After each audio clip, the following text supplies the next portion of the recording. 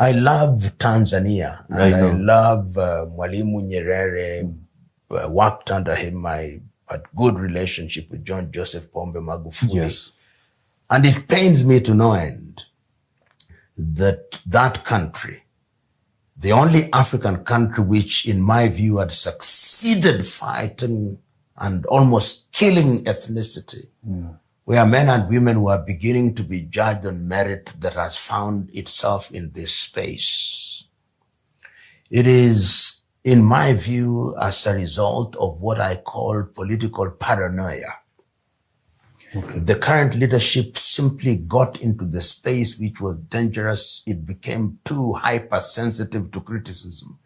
But once you are in a position of leadership, you must be criticized.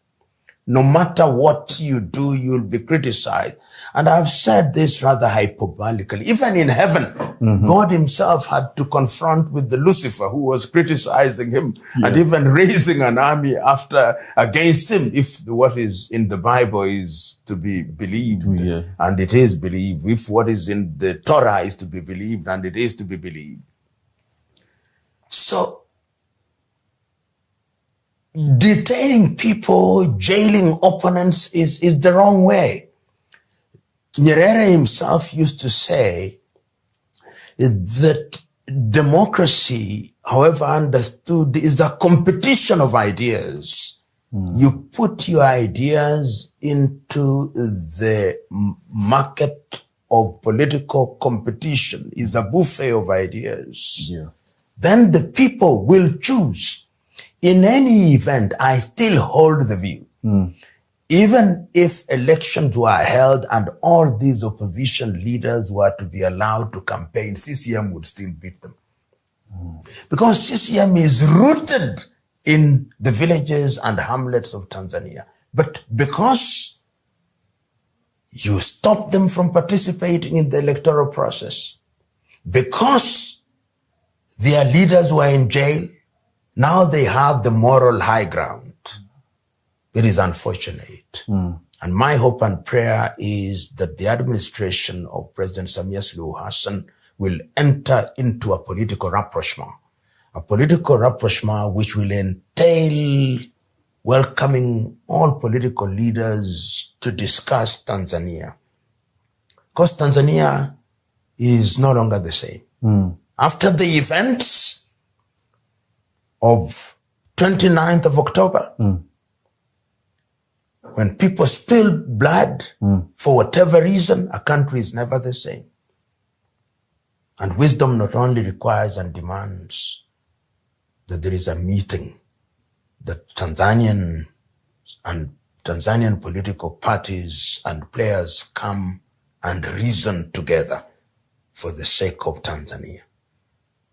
It is necessary that it is done, and I hope that it will be done. So I mean, the reports are saying 700 dead, and I mean, it's crazy. Even one life is too many. One life is too many. Yeah. One life is too many because all these could have been prevented. Politics must be a competition of ideas.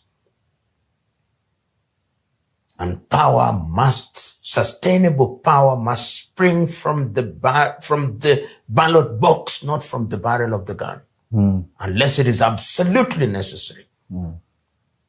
So it is not easy, perhaps easier said than done, but I hope that reason will prevail. And I hope that people will look at the future of Tanzania, the United Republic of Tanzania, as being more paramount than their short-term political interests. You know, Prof, I always say this, there's no reason whatsoever for a leader to kill people to remain in power. There's no reason. There is no reason. There's no reason, especially when you're using the power to not even do good for the people, to benefit yourself. There's no reason why. And I even last year when we were in the streets, I was like, why are you killing people to remain in power? Let me tell you, protest is the language of the unheard. When you hear people through normal discourse, they'll never protest. When you see people go to the streets in any country, it means that they are unheard. Therefore, they are going the extra mile. Because the natural instinct of all human beings is self-preservation. Yes. When people lose fear and they are prepared to put their lives on the line, you who is in position of leadership must now ask, what am I doing wrong? Not what they are doing wrong.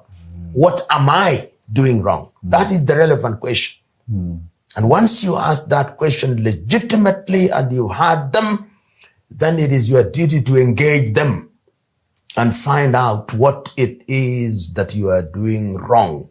But the politics of self-righteousness, the wise say that worse than ignorance is arrogance.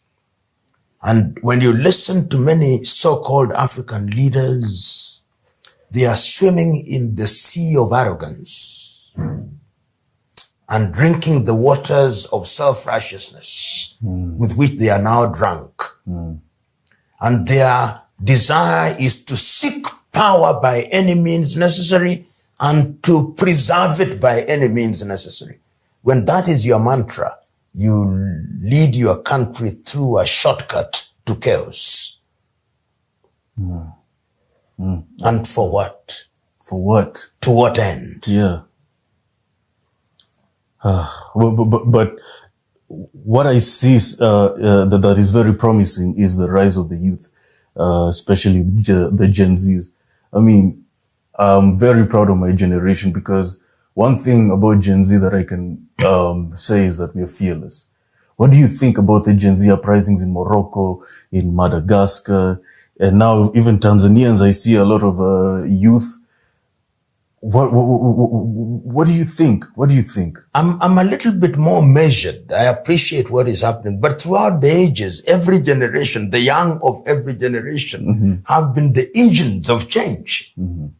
Look at Africa. It is the young people in Africa who are in the forefront of the struggle for independence in all countries. Whether you are talking Kenya, they may not have been called Gen Zs. Yeah. They may have been, Gen Zs came only the other day when Jean-Marie Twang wrote her thesis in the United States of America. But there was always a young generation, whether it was in South Africa, Solomon Mahlangu, Bantu Stephen Biko, they were young. Whether it was in Mozambique, it was Zamora and Eduardo Mondlane.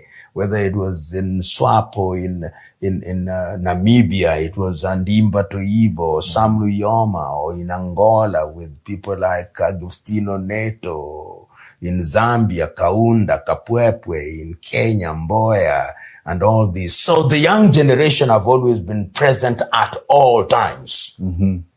So this generation is playing its rightful role. The Gen Z, as they are called, they are just playing their rightful role, the role that they ought to play, because history has also demonstrated that many people in power, particularly in Africa, become victims of arrogance. And you can see it. In Kenya, for example, you've seen the emergence of what I call the politics of money and money bags. The politics of the mobilization and animation of ethnicity as the process of conducting political affairs. You saw it, the arrogance in Madagascar, the arrogance in Cameroon, the arrogance in Morocco, the arrogance in Tunisia that gave birth to the Arab Spring. So it is true that this generation is playing its part. This is not the first time that young people have risen in the continent of Africa or the world. Even if you go to the rest of the world, the young Turks in Turkey in 1908, if you go to the French Revolution and much more recently, the student riots in 1960 in France. So young people have always been the engine of change throughout the ages. And as somebody once said, I can't remember exactly who said, but if you are not a revolutionary in your youth, it's Ernesto Che Guevara, then you don't deserve living. So it is the duty of this generation to up the ante and make demands of the political class, particularly when the political class is arrogant, when the political class thinks that they can use material things to buy and retain their positions to the detriment of the people, and then they give people little pieces of things in order to confuse them without addressing the core issues. It is the duty of young people to call them out and to do what is done. And in that regard, I must say that the Kenyan young people did a very good thing. They removed the cataracts from the eyes of the politician. And of course, unfortunately, their activities and actions were torpedoed by the political class, who then entered into negotiations and postponed the changes that we truly desired. But of course, the baton has been picked. Yes. The baton was picked in Bangladesh to the end. The baton was picked in Nepal to the end. The baton was picked in Madagascar to the end. It means that it can be done, and it must be done. And the politicians must be reminded at all times that they do not have the monopoly of knowledge and wisdom, and that the positions they hold are positions of trust, and they ought to behave like trustees. Unfortunately, the memory of your typical African politician is not very different from the memory of a warthog and a mosquito. So I say that with all due respect. Yeah.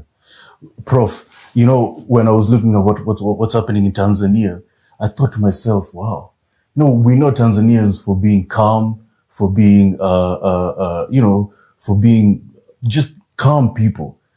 I never thought that Tanzanians could turn up like this. And it just goes to show you that if Tanzanians can do it, then I think they've reached the core, and I think they've reached the boiling point of their anger and of their jadedness and of their willingness to change the country. I mean, I'm surprised. Are you? You know,